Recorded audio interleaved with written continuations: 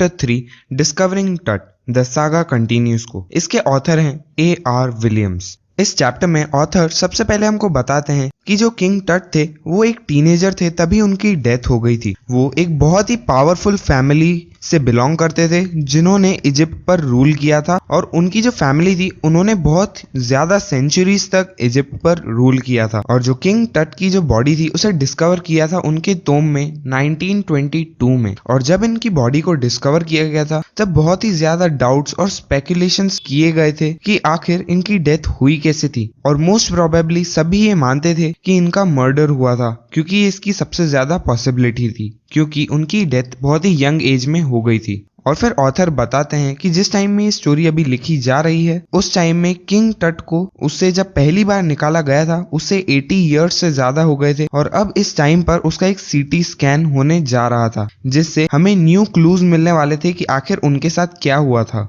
जिस दिन उन्हें वापस ले जाया जा रहा था सीटी स्कैन के लिए तब टोम के आसपास बहुत ही ज्यादा विंड चलने लगी थी, बहुत ही डार्क क्लाउड्स आ गए थे, जो विंड स्पीड थी वो भी बहुत तेज हो गई थी जब किंग टट की बॉडी को वहां से ले जाया जा रहा था उनकी सीमेंट्री से। और उनकी जो सीमेंट्री थी उसे वैली ऑफ द किंग्स भी कहा जाता था। ये टाइम था 5 जनवरी 2005 का, जब शाम के 6 बज रहे थे। और जो वर्ल्ड की सबसे ज्यादा फेमस मम्मी थी जो कि किंग टट की थी उसे पहली बार सीटी स्कैन के लिए अब ले जाया जा रहा था, जिनकी डेथ अराउंड 3300 ईयर्स पहले ही हो चुकी थी। उस दिन दोपहर को जिस दिन उनकी बॉडी को ले जाया जा रहा था टूरिस्ट की बहुत बड़ी लाइन पूरे वर्ल्ड से उन्हें देखने के लिए आई थी। वो एक रॉक कट टोम में जिनमें उनकी बॉडी पड़ी हुई थी जो कि 26 फीट जमीन से नीचे था, मतलब अंडरग्राउंड था। वहां पे इतने सारे टूरिस्ट उन्हें रिस्पेक्ट देने के लिए खड़े थे। उन सभी ने उनके टोम के अंदर की लार्ज पेंटिंग्स को देखा, उनके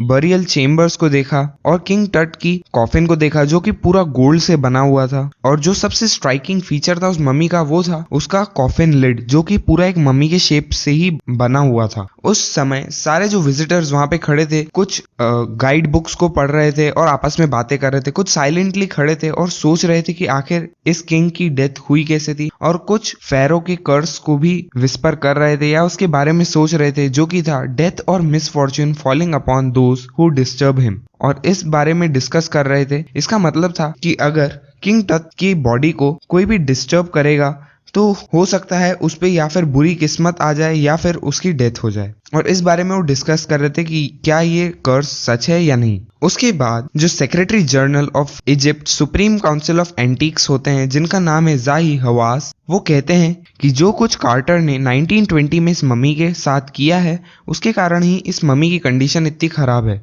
जो कार्टर हैं उनका पूरा नाम था हावर्ड कार्टर जो कि एक ब्रिटिश आर्कियोलॉजिस्ट हैं।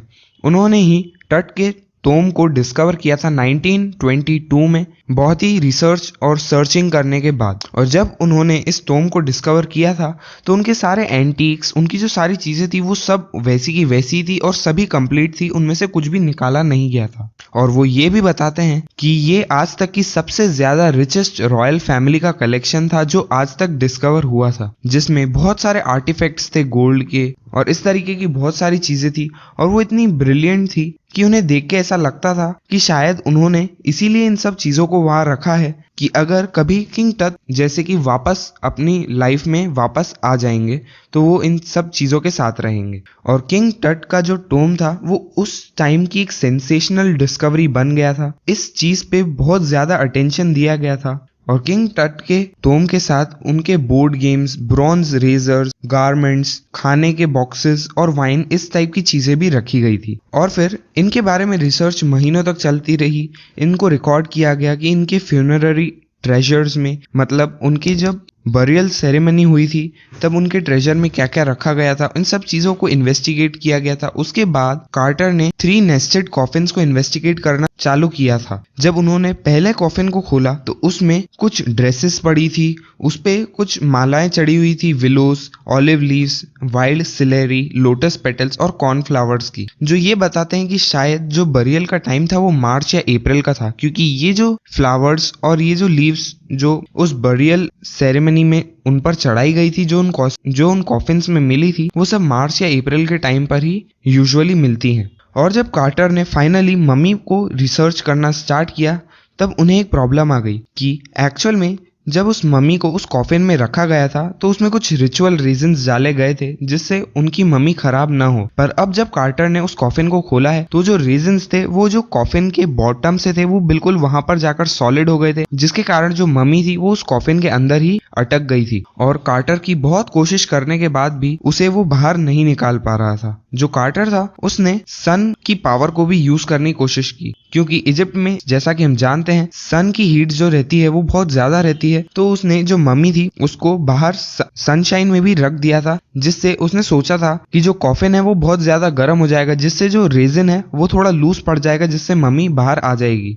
उन्होंने ब्लेजिंग सनशाइन में उस मम्मी को रखा था जिससे उसका टेम्परेचर 149 डिग्री फ़ारेनहाइट तक आ गया था। फिर भी इतनी हीट के बाद भी कोई फर्क नहीं पड़ा था उस कॉफिन पे और वो उस मम्मी को बाहर नहीं निकाल पा रहा था। फिर उसके बाद उन्होंने फैसला किया कि वो उस मम्मी को चिजल आउट करेंगे, मतलब उसे रेजिन को तोड़ तोड़ कर बाहर निकालने की कोशिश करेंगे उनके लिम्स, उनके ट्रंक एरिया से, ताकि वो उस किंग्स के रिमेन को बाहर निकाल सकें। और उन्हें ये फैसला इसलिए लेना पड़ा उस मम्मी को तोड़ के निकालने का, क्योंकि अगर वो उसे वहीं छोड़ देते उस रात के लिए तो हो सकता था रात को कुछ थीव्स आते जो सारा गोल्ड था उस टोम में उसे लेने के लिए, और उस गोल्ड कॉफिन को लेने के लिए शायद वो उस मम्मी को और बुरी हालत में वहां से निकालकर वहीं छोड़कर चले जाएं। तो इसीलिए उन्होंने फैसला लिया उस मम्मी को बाहर निकालने का। फिर वो बताते हैं कि जो टट की फैमिली थी वो बहुत ज्यादा वेल्दी थी और उनकी जो फैमिली थी वो मानते थे कि जब किसी किंग की डेथ हो जाती है तो उस किंग को उसकी सारी जो ट्रेजरी थी या रिचेस थी वो अपने साथ ले जानी चाहिए। और यही सब रिचेस उन्हें मिली थी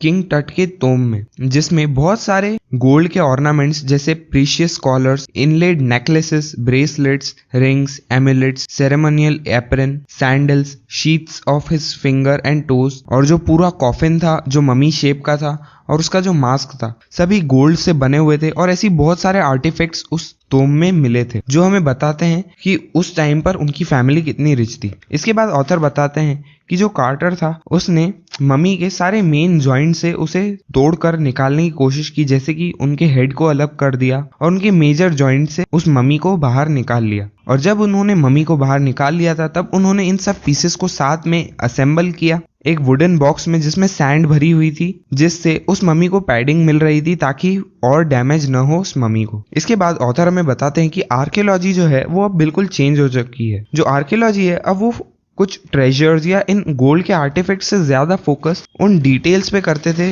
जो कि थी उन लोगों की लाइफ पर, उनकी डेथ कैसे हुई, उन टाइम पर लोग कैसे रहते थे, कैसे टूल्स यूज करते थे, क्या मेडिकल टेक्नोलॉजी थी, इन सब पे आजकल आर्कियोलॉजी ज्यादा ध्यान देने लगी थी। इसके बाद जब 1968 में, जो कि लगभग 40 साल हो चुके थे कार्टर्स की डिस्कवरी को, उस टाइम पर एक एनाटॉमी प्रोफेसर ने एक्सरे किया इस मम्मी को, जिससे काफी सारे चौंकाने वाले फैक्ट सामने आए थे। इसमें पता चला था कि जो रेजिन था जिसमें वो मम्मी पूरी तरीके से पैक हो चुकी थी, उसके अंदर जो मम्मी का स्केलेटन था उसमें उसकी चेस्ट की कुछ फ्रंट रिब्स गायब थी। और उसके बाद ऑथर हमें बताते हैं कि आज के टाइम में जब कंप्यूटेड टोमोग्राफी जैसे सीटी की जब टेक्नोलॉजी आ गई है, जिसमें बहुत सारे हंड्रेड्स ऑफ एक्सरेज को हम लेते हैं और उनसे क्रॉस सेक्शन में रखते हैं, जिससे हमें एक 3 डायमेंशनल वर्चुअल बॉडी देखने को मिलती है, जिससे काफी अच्छे से हम एनालाइज कर सकते हैं उस बॉडी को। उससे अब किंग टट को स्कैन किया जाने वाला था, जिससे उसके बारे में काफी सारे सीक्रेट्स को रिवील किया जा सकता था। और हो सकता था कि इस स्कैन के बाद कुछ जो सबसे बड़े 2 क्वेश्चन थे उनका आंसर भी मिल जाए, जो कि थे कि उनकी डेथ कैसे हुई थी और उनकी उम्र क्या थी जब उनकी डेथ हुई थी। इसके बाद ऑथर हमें यह भी बताते हैं कि जो किंग टट का जो डिमाइस का इवेंट था वो बहुत बड़ा इवेंट था, मतलब उनका जो डेथ सेरेमनी थी वो एक बहुत बड़ा इवेंट था कंपेयर टू जो रॉयल स्टैंडर्ड थे उस टाइम के, क्योंकि जो किंग टट थे वो उनकी फैमिली लाइन के आखिरी रूलर थे और किंग टट की डेथ के बाद इनकी डायनेस्टी खत्म हो गई थी और उनकी डेथ के बाद की जो हिस्ट्री है वो अभी तक अनक्लियर है। इसके बाद ऑथर हमें किंग टट की हिस्ट्री के बारे में बताते हैं। वो हमें बताते हैं कि एमेनहोटेप III, जो कि शायद किंग टट के फादर या ग्रैंडफादर थे, वो एक बहुत पावरफुल फेरो थे और उन्होंने वहाँ पर रूल किया था कुछ 40 सालों तक। और उनके रूल के टाइम को उनकी डायनेस्टी का गोल्डन एज भी कहा जाता था और उनकी जो डायनेस्टी थी वो 18th डायनेस्टी थी। उनके जो बेटे थे एमेनहोटेप IV, उन्होंने एमेनहोटेप III की डेथ के बाद उनकी जगह ले ली थी और वो थ्रोन पर आ गए थे।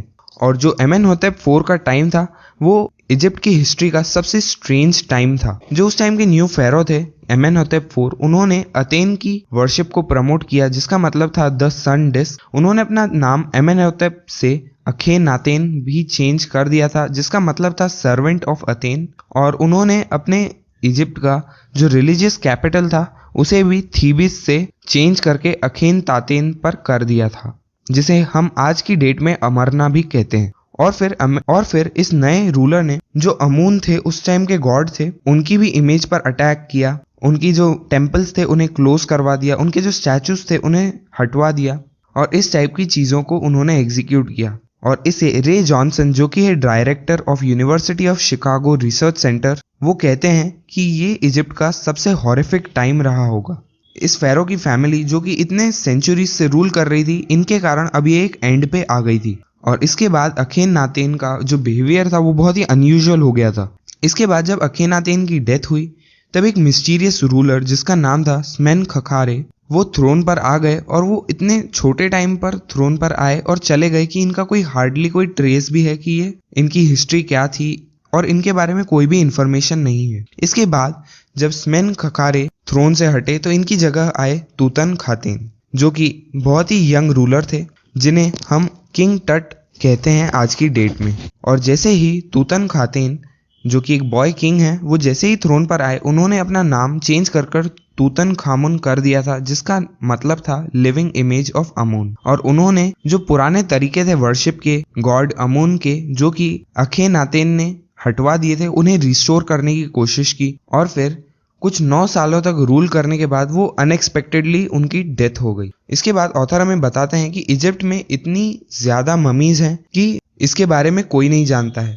वो बताते हैं कि इजिप्शियन ममी प्रोजेक्ट, जो कि 2003 में स्टार्ट हुआ था, उसमें अभी तक 600 ममीज को रिकॉर्ड किया गया है, और जो नई ममीज हैं उनकी काउंटिंग चल रही है। इसके बाद ऑथर हमें बताते हैं सीटी स्कैन के बारे में, जो इस ममी का किया गया था। जो सीटी स्कैन था वो एक पोर्टेबल सीटी मशीन से किया गया था, जो कि national geographic society and specimens ने डोनेट की थी। और अब जो किंग टट की बॉडी है वो फर्स्ट टाइम स्कैन होने वाली थी। जो सीटी स्कैन मशीन थी, उन्होंने उस ममी को स्कैन किया फ्रॉम हेड टू टो, जिससे उनके 1700 डिजिटल एक्सरे इमेजेस कैप्चर की गई और उन्हें क्रॉस सेक्शन में रखा गया। और ऑथर ये भी बताते हैं कि जो किंग टट का हेड था वो 0.62 मिलीमीटर जितनी पतली स्लाइसेस में स्कैन किया गया था, जिनसे एक बहुत ही डिटेल्ड स्ट्रक्चर बना था उनकी बॉडी का। और इसी तरीके से उनकी पूरी बॉडी को स्कैन किया गया था। और उसके बाद एक स्पेशलिस्ट की टीम, जो कि स्पेशलिस्ट थे रेडियोलॉजी, फोरेंसिक, एनाटॉमी, उन सभी ने उनकी बॉडी को एनालाइज करना स्टार्ट किया था, जिससे कि वो किंग टट की बॉडी के सीक्रेट्स को जान सके। जिस दिन स्कैन किया गया था, उस रात को जो वर्कर्स थे उन्होंने किंग टट की बॉडी को टोम से निकाला था, और वो इस तरीके से उनके कॉफिन को, जो बॉक्स था, उसे लेके आ रहे थे जैसे कि वो कोई पॉल बियरर्स हो। जिसका मतलब है कि जब किसी डेड बॉडी को ले जाया जाता है, उसी तरीके से वो लोग भी किंग टट की बॉडी को ले जा रहे थे। वो सबसे पहले एक रैंप से होते हुए स्टेयर्स को क्रॉस करके एक हाइड्रोलिक लिफ्ट से उस बॉडी को सीटी स्कैनर तक लाए थे। उनकी बॉडी को लाने के 20 मिनट के बाद दो वर्कर्स नियर बाय ऑफिस से भागते हुए वापस आ रहे थे, और वो 2 प्लास्टिक व्हाइट फैंस लेकर आए थे अपने साथ में, क्योंकि जो सीटी स्कैनर था, जो कि $1 मिलियन का था, उसके कूलर फैन में सैंड जाने के कारण वो बंद हो गया था। और इस कंडीशन पे एक गार्ड जोकिंग वे में कहता है कि शायद ये फेरो का कर्ज है, जिसके कारण ये स्कैनर बंद हो गया। पर इसके बाद जो सब्स्टिट्यूट फैंस को लगाया गया था, उससे जो सीटी स्कैन था वो अच्छे से हो गया। और उसके बाद जब एक बार चेक कर लिया गया कि कोई डाटा लॉस्ट नहीं हुआ है, टेक्नीशियंस ने टट की बॉडी को वापस वर्कमैन्स को दे दिया, जिन्होंने वापस से टोम में ले जाकर रख दिया। और 3 घंटों के अंदर अंदर ही जब टट के कॉफिन को उनके चेम्बर से निकाला गया था, उसके अंदर ही उन्हें वापस उनकी जगह पर रख दिया गया, जहां पे 3300 साल पहले प्रीस्ट ने उन्हें रखा था। इसके बाद ऑथर हमें बताते हैं कि जो टेक्नीशियंस थे, उन्होंने एस्टॉनिशिंग इमेजेस, मतलब बहुत ही अच्छी और डिटेल इमेजेस बनाई कंप्यूटर स्क्रीन पर किंग टट की, जिसमें उनके हेड का एक बहुत ही क्लियर इमेज बना था। साथ ही में जो टेक्नीशियंस थे, उन्होंने पूरी बॉडी को उस स्क्रीन पर पूरा टिल्ट कर अलग अलग डायरेक्शन से बहुत ही अच्छे से देखा। और ऑथर हमें ये भी बताते हैं कि जो किंग टट की नेक वर्टिब्रेट थी, मतलब जो नेक की बोन थी, वो इतनी क्लियर थी उस स्कैन के बाद उस कंप्यूटर स्क्रीन पर, जैसे कि किसी एनाटॉमी क्लास में दिखाई जाती है। साथ ही में जो दूसरी इमेजेस थी, उन्होंने उनमें उनके हाथों को, उनके रिब केज को, उनके स्कल को, इस तरीके से उनकी बॉडी को देखा। और जब सारा प्रोसीजर खत्म हो गया था, उसके बाद जो ज़ही हवास थे वो स्माइल करते हैं और वो काफ़ी रिलीव्ड दिखते हैं, क्योंकि सारी चीज़ें बहुत ही अच्छे से हो गई थी और कुछ भी गलती नहीं हुई थी। साथ ही में ज़ही हवास ये भी कहते हैं कि वो उस दिन पूरी रात तक एक सेकंड के लिए भी नहीं सोए थे, क्योंकि उन्हें बहुत चिंता हो रही थी कि कुछ ना कुछ गलती ना हो जाए। पर अब वो आराम से जाकर कुछ देर सो सकते हैं। साथ ही में इसके बाद ऑथर हमें बताते हैं कि एक बार जब किंग टट की बॉडी को वापस ले जाया गया, तब जो विंड थी जो बहुत ही तेजी से ब्लो कर रही थी, वो विंड स्पीड अब बहुत कम हो गई थी। जो विंटर एयर उस टाइम ब्लो कर रही थी वो भी अब स्लो हो गई थी। और ऐसा लग रहा था कि जो वैली ऑफ डिपार्टेड थी, जो उस जगह को कहा जाता था, वो खुद भी अब एकदम इतनी शांत हो गई है जैसे इसकी भी डेथ हो गई हो। और साथ ही में ऑथर हमें ये भी बताते हैं कि किंग टट का जो टोम था, उसके गेट के जस्ट ऊपर ओरियन कॉन्स्टेलेशन प्रेजेंट था, जिसे इजिप्शियंस सोल ऑफ ओसिरिस भी कहते हैं। और ये जो ओसिरिस हैं, जिन्हें इजिप्शियंस मानते हैं कि वो गॉड ऑफ आफ्टर लाइफ हैं, और वो इस बॉय किंग पर नजर रखते हैं। तो इसी के साथ खत्म होता है हमारा चैप्टर डिस्कवरिंग टट। The saga continues.